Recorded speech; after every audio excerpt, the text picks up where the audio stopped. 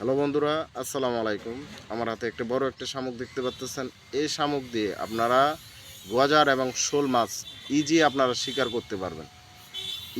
আপনারা শিকার করতে পারবেন। গজার মাছ কিন্তু খুবই কিনারে থাকে। গজার মাছ বেশি গভীরে থাকতে পারে না। আর শোল মাছও সেম একই। শোল মাছ কিনারের দিকে থাকে। যেমন এই যে চিপা চাপায় দেখতে পাচ্ছেন, এই যে চিপায়, এই যে পানি কিন্তু এখানে খুবই কম।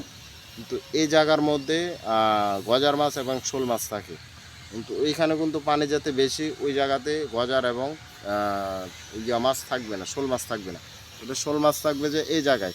তো বন্ধুরা, আপনারা অবশ্যই এই শামুকটা ভালো মতন যদি ভাঙতে জানেন, সুন্দর করে যদি আপনারা টুকটাকে ভালো মতন গাঁথতে জানেন, তাহলে আপনার ওই জায়গায় যদি মারেন তাহলে অবশ্যই গজার মাছ এবং শোল মাছ পাবেন যে 100 থেকে 100।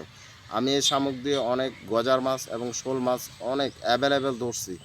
তাহলে আপনারা আমার ভিডিওগুলো দেখলে আপনারা শিখতে পারবেন কীভাবে গজার এবং শোল মাছ সহজে ধরা যায় নতুন পদ্ধতির মাধ্যমে।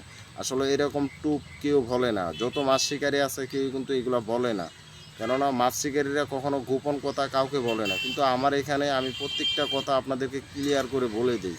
কেননা আমার কথা হচ্ছে সবাই মাছ ধরুক, সবার ইচ্ছা হোক মাছ শিকার করার জন্য। আমি হচ্ছি ভাই ওই ধরনের মানুষ, যাতে এই যে রাঙামাটি কাপ্তার লেকে যেতে মাছ শিকার করি। আপনারা আমার ভিডিও যারাই দেখেন তারা অবশ্যই ভিডিওগুলো দেখতেছেন।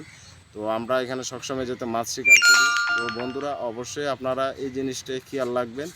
আর শোল মাছ গজার মাছ কিন্তু খুবই কিনারা থাকে, ময়লার মধ্যে থাকে। যেমন এই জায়গার মধ্যে প্রচুর পরিমাণ ময়লা, ঠিক আছে, যার কারণে এই সব জায়গার মধ্যে কিন্তু শোল মাছ এবং গজার মাছ থাকে।